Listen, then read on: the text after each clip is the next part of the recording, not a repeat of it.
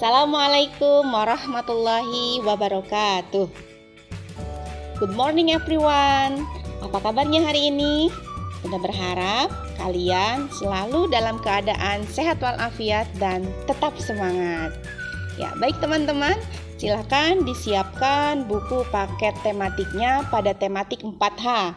Hari ini kita akan belajar tematik 4H, daerah tempat tinggalku, subtema 1, pada muatan pelajaran bahasa Indonesia. Mari kita siapkan alat tulisnya dan juga siapkan semangatnya. Okay, now it is our table of content. Sekarang kita mau belajar masuk ke 4H subtema 1. Yang pertama, menjelaskan tokoh-tokoh yang terdapat pada teks fiksi halaman 9 dan 10. Kedua, macam-macam cerita fiksi halaman 10. Dan yang ketiga, menjelaskan tokoh-tokoh yang terdapat pada teks cerita fiksi halaman 24. Bisa kalian tandai ya, agar memudahkan kalian untuk belajar nantinya. Dan bisa dibuka di halaman 4. Di sini kita mau belajar tentang cerita fiksi.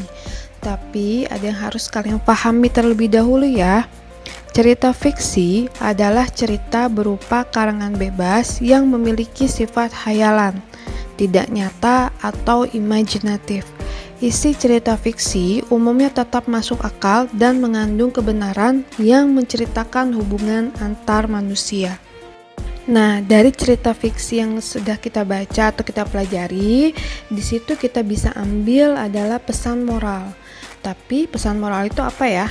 Pesan moral itu adalah pelajaran moral atau pesan yang didapat dari suatu kejadian, pengalaman seseorang, atau dari sebuah film yang dapat memberikan pelajaran hidup bagi penonton dan bagi orang lain.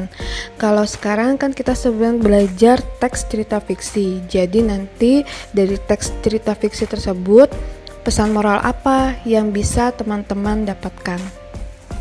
Oke, students, tokoh adalah pelaku dalam karya sastra. Ada 3 jenis tokoh bila dilihat dari keterlibatannya dalam menggerakkan alur cerita, yaitu yang pertama, tokoh utama, tokoh yang amat potensial untuk menggerakkan alur cerita. Yang kedua, ada tokoh tambahan, tokoh yang tidak begitu besar pengaruhnya terhadap alur cerita.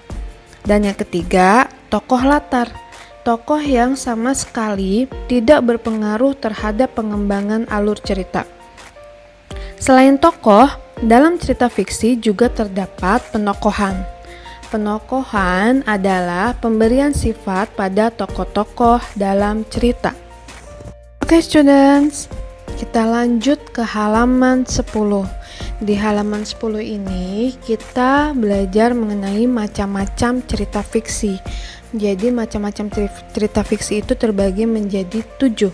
Yang pertama ada novel, fabel, komik, dongeng, cerpen, cerita bersambung, ataupun cerita silat. Novel adalah cerita panjang yang mengisahkan kehidupan seseorang.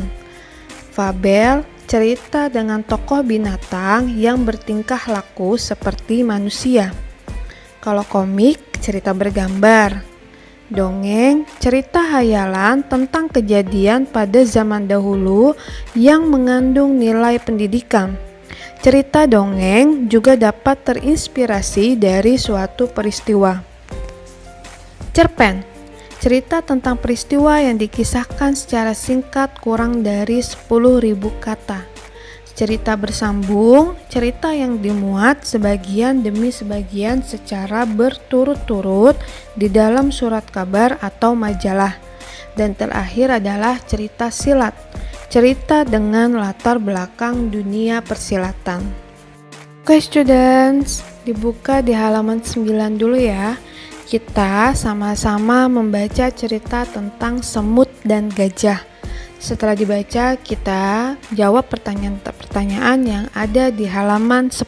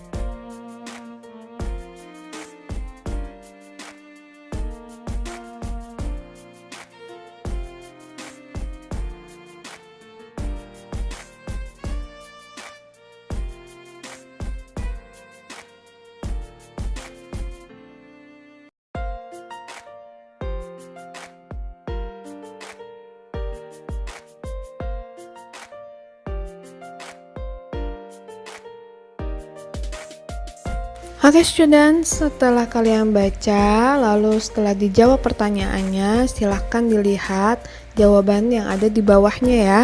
Dan kalau misalnya masih ada yang kurang tepat, bisa kalian perbaiki. Kalian pasti tahu dong, cerita tentang semut dan gajah ini masuk ke dalam cerita fiksi. Ya, betul, cerita fiksi fabel. Oke students, di slide terakhir ini ada beberapa halaman yang kalian bisa latihan di rumah untuk lebih memudahkan kalian lagi memahami apa sih cerita fiksi, dan cerita fiksi yang kalian baca itu masuk ke dalam cerita fiksi yang seperti apa. Ada Petani Jagung yang Sabar dan Jujur halaman 2, 3, dan 4, ada Situ Bagendit halaman 17 dan 18, ada Hari Istimewa Gogo Dugong halaman 28 dan 29, dan Asal Usul Batu Ampar dan Balai Kambang halaman 34 dan 35.